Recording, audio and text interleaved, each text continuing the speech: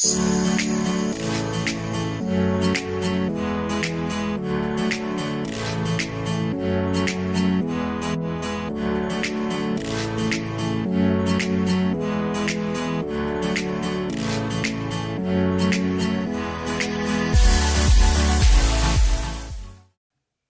Lord. My name is Esther Wambia. I love the Lord. I love speaking about intimacy, especially on husband and wife family program. I love when the family live together in harmony and they're happy. And I've realized that there's so much we can learn together, because actually there is nobody who ever knows everything, and there's nobody who is monopoly of ideas. All of us learn every day. Last time I was teaching about the needs of men, and we tackled quite a bit of needs of men, and we realized there are so many needs that we did not tackle, but we shall give it another time, then we shall just now shoot them again.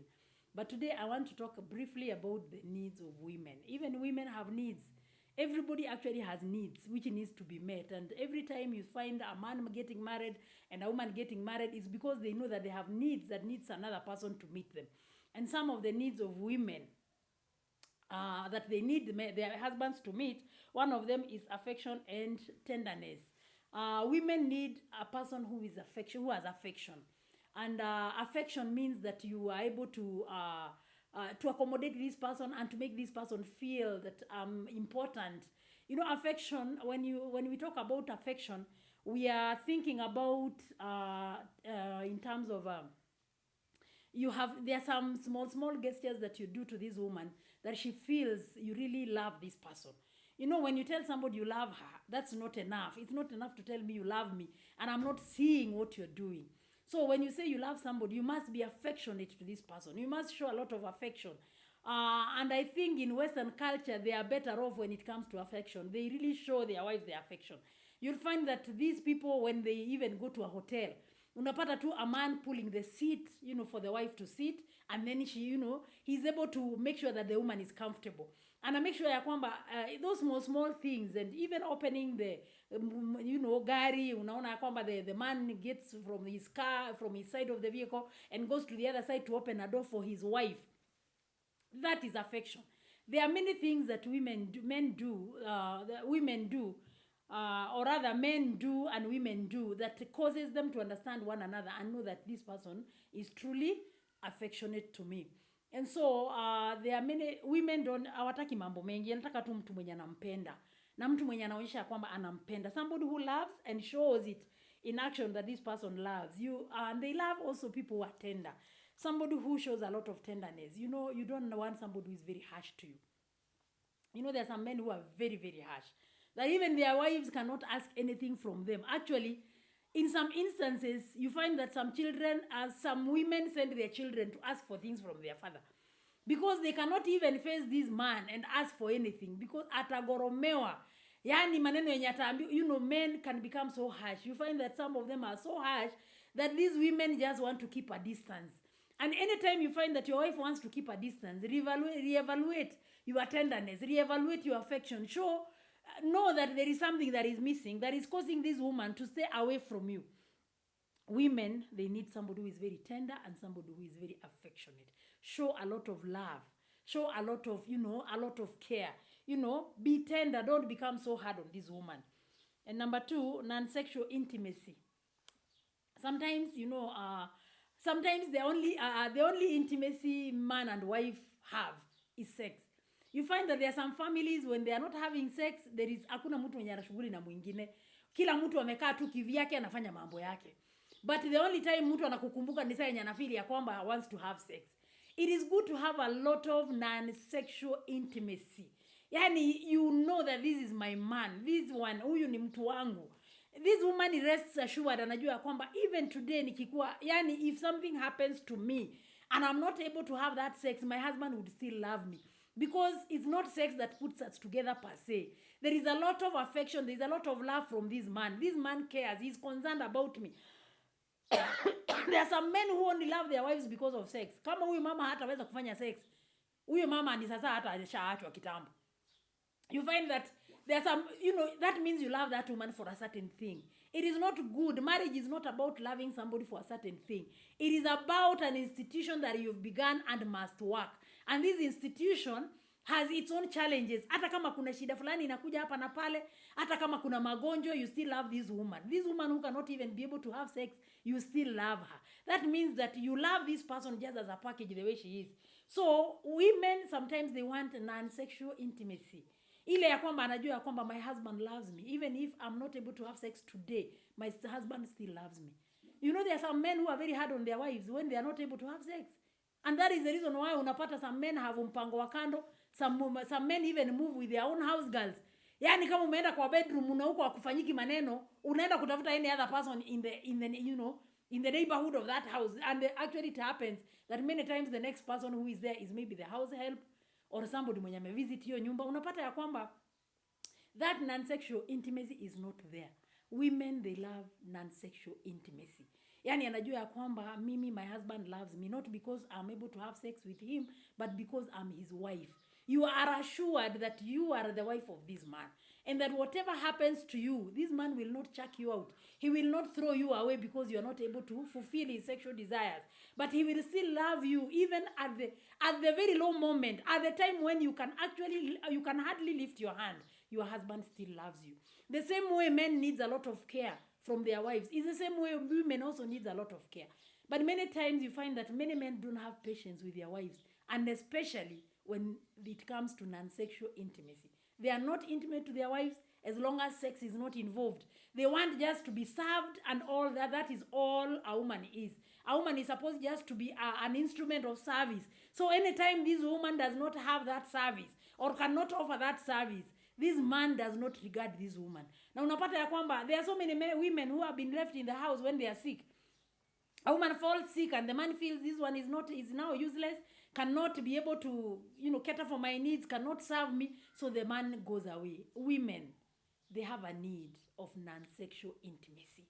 Love your wife, whether he's able to have sex with you or not. Consider that woman as your very best friend, as your lover, even when she's at the lowest moment. Be tender to her. Take care of her. Have an affection. Love her.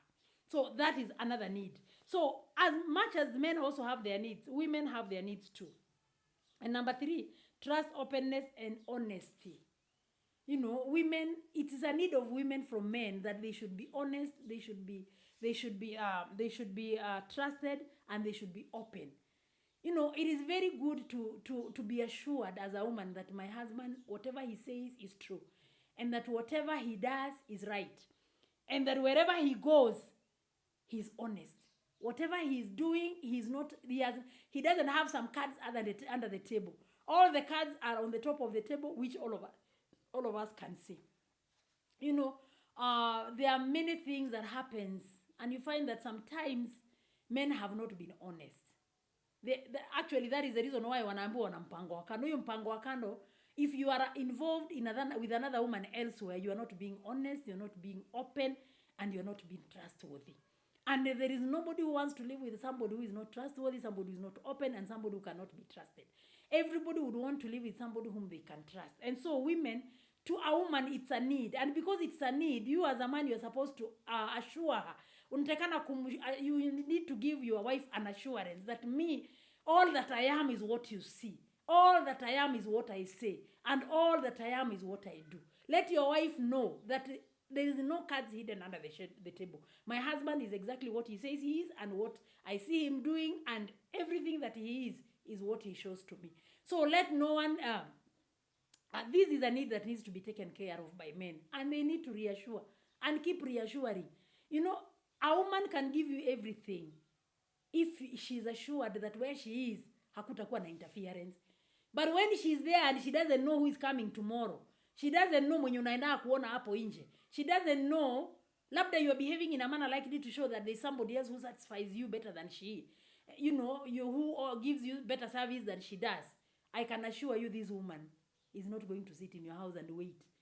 Atakaa kama ako kwa Max, because sababu anajua ya kwamba I cannot trust this person. So you need to reassure your wife that she is the only one, and that what you are doing and what you are saying and where you are going is all open before her.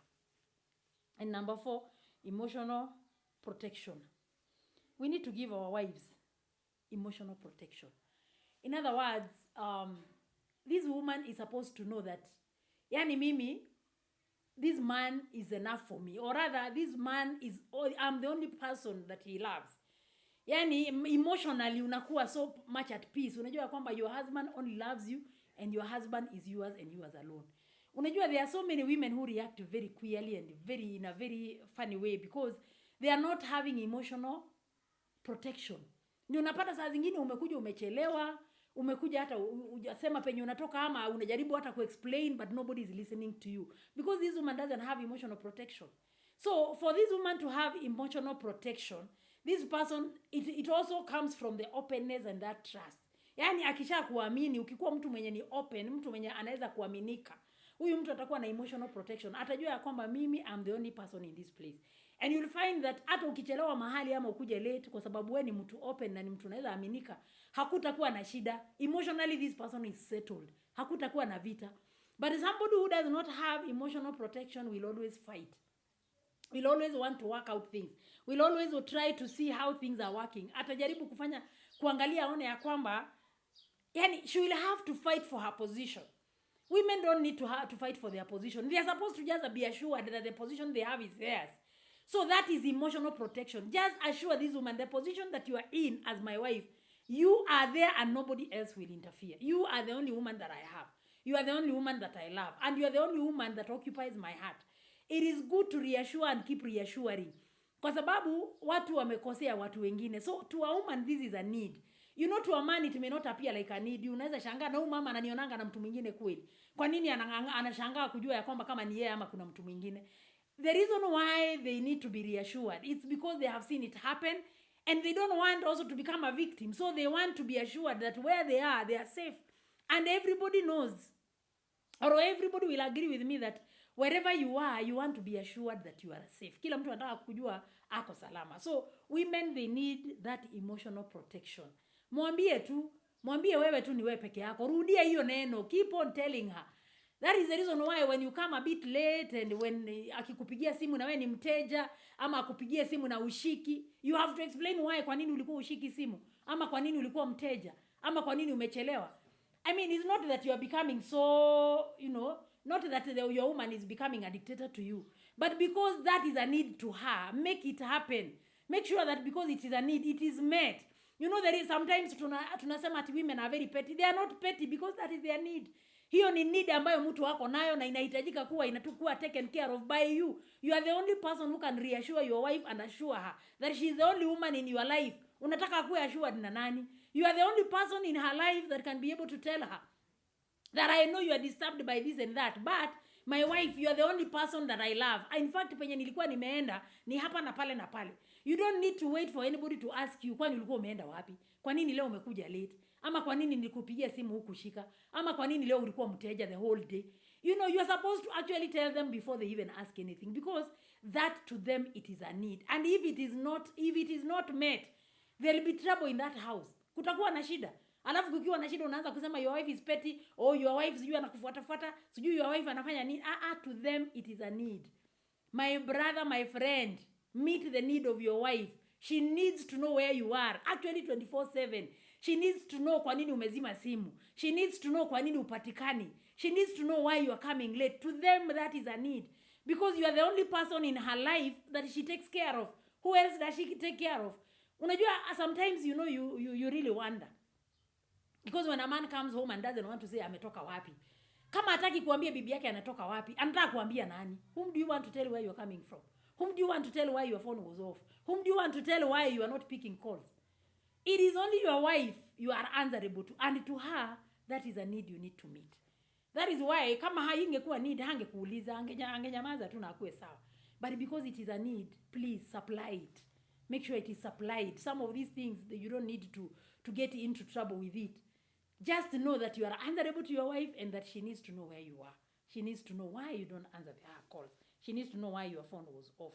That one emotionally stabilizes her. Atakuwa tu mama hana shida. In fact, the moment you start explaining many things, ukianza tu kumwambianga penye unakuwa, ukianza tu kumwambianga kwa nini ukushika simu, ukianza kumwambia kwa nini ulichelewa, vitu zingine hata kuwa anakuuliza, kwa sababu anajua my husband will explain to me, will tell me where. Lakini wewe kama usemangi unatoka wapi, kwa nini ushiki simu, kwa nini simu yako ni mteja sometimes, I mean, you are just giving your wife an emotional stress. Unampa mke wako emotional stress, and that one will always come back to you, kwa sababu hiyo nyumba itakuwa na vita na shida nyingi.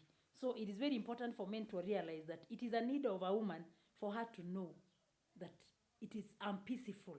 It is, and that one comes by emotional emotional supply. When you supply her emotional needs, and her emotional needs ni vitu zenye zinaweza kumkasirisha, ni vitu zenye zinaweza kumfanya ya kwamba akuwe na stress. Hizo vitu zote supply them. Make sure that your wife does not get stress. Kwa nini unampea stress? Kwa nini unataka ashikwe na some of these lifestyle diseases because umekataa kumwambia penye ulilala jana? Kwa nini hutaki kumwambia kwa nini ulichelewa the other day? Why, I mean, of whose benefit is it if you don't tell her? Whom do you want to tell if you cannot tell your wife? Let us supply the needs of our wives according to their hierarchy. And number 5, lifelong commitment. I said that men need lifelong commitment from their wives. Equally, women need lifelong commitment from their husband.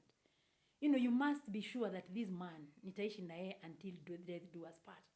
You know, there is nobody who is going to pour his heart and wealth, because everybody has an ability to make wealth and everybody can do something. There is nobody who is going just to release herself to a man who has not committed himself totally to this woman. And that is not just a commitment for 1 day, 2 days, a lifelong commitment. Lazima huyu mama akuwe sure ya kwamba huyu ni mwanamume naishi na yeye hadi until death do us part. It's not like ati mnacheza games hapa. So you don't expect this person to release herself to you fully if you are not committed to that marriage. So even men, they need to really be committed to this marriage. You need to show your wife that you are totally committed to this marriage and that you can do what it takes to make sure that this marriage works. So you are supposed to to meet your part of the bargain. Make sure ya kwamba huyu mama anajua ya kwamba this husband of mine, huyu ndio Mungu alinipea na huyu ndio nitaishi naye. That woman can do anything in that marriage. That person can release. Actually, hata penye shida nyingi zinatokanga za hizi ati mwanamke anakataa na pesa zake, sijui mwanamke anaficha sijui nini. And they hide all these things because they are not so much sure that they are with this man to stay. Some of these men, they don't behave like they are here to stay. Some of them wana behave kama kwamba kuna mtu mwingine hapo mahali fulani. Is like wewe anapush na wewe time tu kuna wakati ataenda. So if there is no lifelong commitment, I'm telling you, there is nobody who will, hakuna mtu mwenye atajifungua kabisa. Mtu atakaanga tu amefungua, anafunguanga madirisha tu kidogo kidogo. Haizi fungua milango. Ana make sure ya kwamba amekaa tu na vitu zimejificha. Ndio maana maybe you are saying you have never understood your wife. It is because the need of lifelong commitment maybe has not been met in her life. Try to think about it. Think about how you treat her. Think about how open you are. Think about umeachilia ni nini anajua juu yako. Because you see, a long life commitment will mean that I open myself fully to this woman. That there is nothing I hide from this woman. Kila kitu iko wazi. Ananijua vizuri sana. And you know, somebody we are going to live with until death do you part. You are going to release yourself totally and fully to this woman. Na atajua kwamba hakuna kitu huyo mtu anajificha kwangu. So when somebody hides some things, probably sometimes you don't even show your hata bibi yako ajui account zako, hata ajui uko na pesa ngapi, hata ajui uko na nini.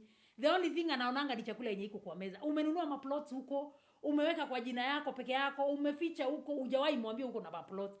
That hata ukikufa leo, some of those plots will be inherited by people outside there wenye hata hawakujui. Because you've never showed that thing to your wife. Wewe unakaanga na bibi yako kama stranger. You think she will open herself to you? She will also live with you like a stranger.